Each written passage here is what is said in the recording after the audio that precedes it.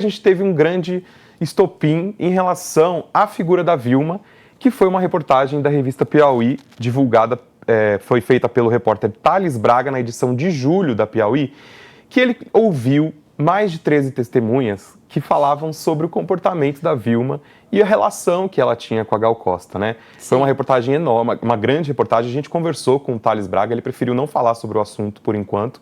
Acho que a apuração ainda está em andamento, mas essa reportagem da Piauí trouxe muitos detalhes em relação à figura da Vilma Petrillo, que a princípio era uma figura um pouco afastada da mídia, ninguém tinha muito acesso a ela, como, óbvio, nunca veio o público que elas tinham um relacionamento amoroso, as pessoas em volta, nos bastidores sabiam, mas nunca foi tão revelado assim, tão explícito que elas tinham esse relacionamento. Sim, e justamente por causa dessa questão de ser um relacionamento ali. A Gal era muito, né, ela era mais tranquila, contida, não queria muito falar sobre o relacionamento. Então, essa matéria da Piauí expôs muita coisa e expôs também que há várias acusações de produtores, sim, de colegas da Gal. Até o Ney Matogrosso dá um depoimento para a matéria e ele comenta que a Vilma Petrillo disse que ela não queria ter show, não queria ter nada, que a Gal não estava mais para isso, que queria se aposentar. E aí tem uma história que é contada nessa matéria, inclusive, que a Gal encontrou o Ney Matogrosso num aeroporto e aí ela falou: "Você esqueceu de mim, amigo?" Entendeu? Então, essa matéria dá a entender que o comportamento da Vilma Petrillo provavelmente fez com que a Gal chegasse ao final da carreira dela, ao final da vida dela, sentindo que era excluída da música popular brasileira, sendo que ela era uma diva, até hoje, né, tem milhões de fãs pelo Brasil e pelo mundo também, né? Então, é algo que mostrou esse comportamento da Vilma Petrillo de uma forma meio diferente, sim, do que a gente pensava, né? Ela era produtora e aí se descobre que na realidade ela era viúva e aí agora o filho já fala que não é nada disso, que ela era só produtora, que as duas eram diretoras e tá todo esse imbróglio, né? Essa matéria veio, acho que para cravar que ia ter uma briga judicial aí, né, Bruno? A gente que acompanha a carreira da Gal, enfim, era fã também, admirava, a gente, quando essa reportagem veio à tona, gerou, claro, um buzz ali nas redes sociais, todo mundo ficou bastante surpreso em relação às revelações que o Thales fez. Ele ouviu 6 ex-funcionários de Gal, 6 amigos e um parente. Essas pessoas acusam a Vilma de assédio moral contra os ex-funcionários, ameaças e golpes financeiros, além dela ser acusada de ter levado a Gal à falência. A gente estava apurando aqui e a gente viu que existem muitos processos em relação a Gal Costa sobre dívidas, de processos de moradia, de processos de funcionários. Existe um problema judicial que envolvia o nome dela em relação às finanças, né? Sim. Muitos problemas, inclusive, relacionados a finanças, né? Até uma matéria do UOL fez um breve levantamento e eles avaliaram que tem uma dívida, assim, mais ou menos de R$700 mil atualmente. A gente aqui na Band encontrou algumas judicializações, né? Inclusive de empresas que entraram na justiça contra o espólio da Gal Costa, ou seja, entraram na justiça contra a Gal Costa morta, no caso, né? Sim. Então, o processo ficou para o filho, que é o inventariante, né? Então, isso é muito complicado, né? Porque até há uma acusação de que a Vilma teria facilitado, né, a falência da Gal, apesar da Vilma negar isso, dizer que não deixou a Gal chegar ao fundo do poço. Né? A reportagem da Piauí narra também alguns empréstimos que ela pedia para pessoas próximas, para amigos da família. Essa reportagem da Piauí vale muito a pena, a gente conversou com o Thales Braga e é para a gente entender melhor como era essa relação, como a Vilma estava à frente dos negócios, estava à frente das finanças e esses ex-funcionários e pessoas ligadas a ela acabaram acusando de golpe e de, enfim, ter levado a Gal à falência, ter tido essa complicação financeira, né? Total. Porque ela era produtora e ao mesmo tempo tinha um relacionamento pessoal muito próximo, então era como se ela fosse a pessoa responsável pela dignidade financeira da Gal, né? Pela vida da Gal, né, também, né? E é até complicado porque na matéria da Piauí também há pessoas que se relacionaram com a Vilma, Sim. né? 2 pessoas, acho que a Sônia Braga e mais uma outra que agora não me vem à cabeça, peço perdão à nossa audiência, mas que as 2 comentaram que quando... Uma delas comentou na matéria da Piauí, inclusive, que quando souberam que a Vilma estava com a Gal, elas se preocuparam com o rumo que a vida da Gal poderia tomar. E agora... Mostra bastante, era isso que você estava falando dessa história do Ney Matogrosso, né? Essa matéria mostra bastante o isolamento da Gal nos últimos anos de vida dela. Ela acabou se isolando, não tinha acesso aos amigos, não tinha acesso a muitas coisas que acabaram vindo à tona depois que ela faleceu. Depois que ela faleceu. Tanto que comentam também aquele último álbum da Gal, que ela teve até uma parceria com a Marília Mendonça, aquela música Cuidando de Longe, grande faixa, inclusive. A Pele do Futuro, se eu não me engano. E aí eu lembro na época que foi lançado, que foi o Gabriel, o filho dela, que sugeriu alguns nomes, inclusive da Marília Mendonça.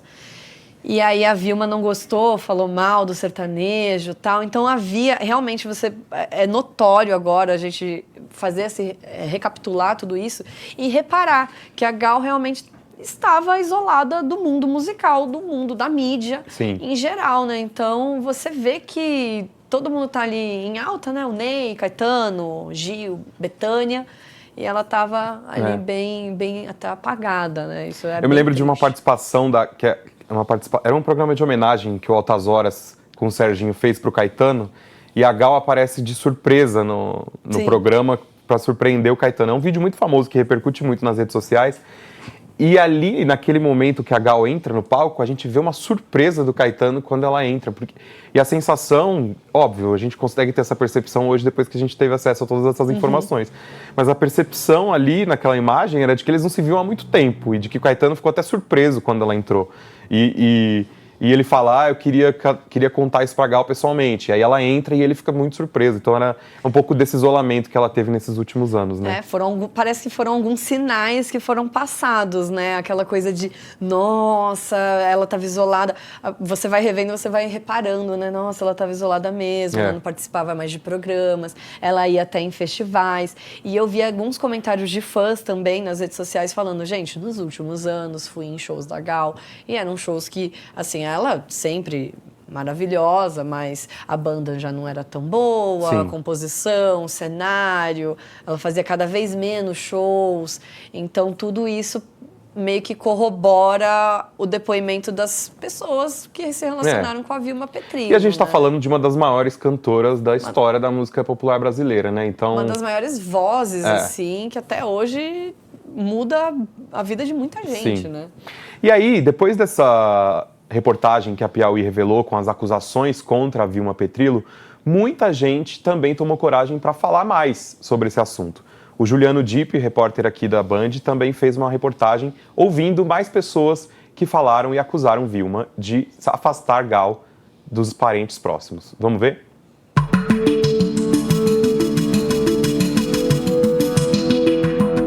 As queixas contra a Vilma Petrillo se tornaram públicas no dia do velório da cantora, em novembro do ano passado. O produtor cultural Paulo Lima, que trabalhou e morou com Gal nos anos 1970, escreveu que nos últimos anos, um ser do mal conseguiu apropriar-se de sua alegria. Respeito muito minhas lágrimas, mas ainda mais minha risada. Escrevo assim minhas palavras, na voz de uma mulher sagrada. Por telefone, Paulo falou sobre essa mudança. Você vê que a Gal vivia, ultimamente, era uma pessoa fechada, uma pessoa que não procurava ninguém, as pessoas procuravam e não conseguiam falar com ela, né? Quando soube da morte de Gal Costa, o irmão da cantora, Guto Burgos, que conversou conosco, mas não quis gravar entrevista, informou a viúva que o desejo de Gal era ser enterrado no jazigo da família, no cemitério São João Batista, no Rio de Janeiro.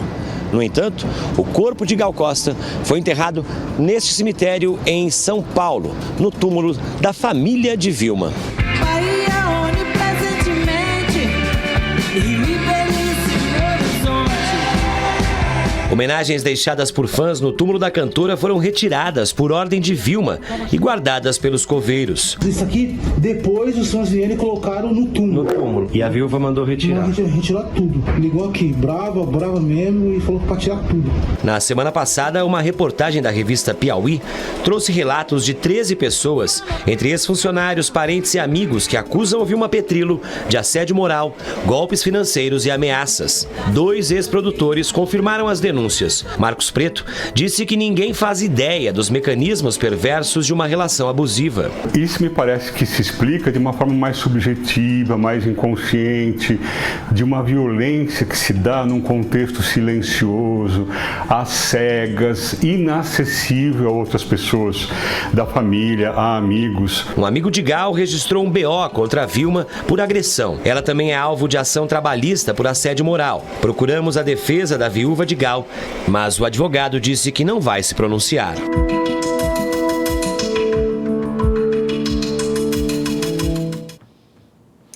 É isso, a gente viu aí muitos depoimentos corroborando com a reportagem da Piauí também, dessas acusações contra a Vilma Petrilo, né? É justamente isso, né? Até a matéria do DIP mostra que os amigos iam atrás da Gal, mas não tinham acesso, iam atrás até da Vilma. Vilma, eu preciso falar com a Gal, onde está ela? E a Vilma falava, ela não gosta mais de você e tal. Então, é uma relação, assim, muito conturbada, né? Que se desenha nas matérias, nas entrevistas e depoimentos. Então, a gente vê até depoimentos em redes sociais de pessoas falando, nossa, não te via há tanto tempo, Gal, e agora você faleceu e não pude nem fazer nada.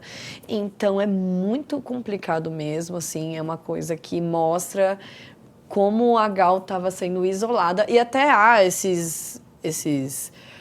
até denúncias de relacionamento abusivo que teria entre a Gal e a Vilma Petrilo, né? Assim, a gente não pode, óbvio, imputar crime a ninguém, nem nada, mas é uma coisa que dá a entender com os depoimentos, com amigos falando, e é até triste, né, de pensar que a Gal, assim, tão forte como era, ter se isolado tanto no fim da vida.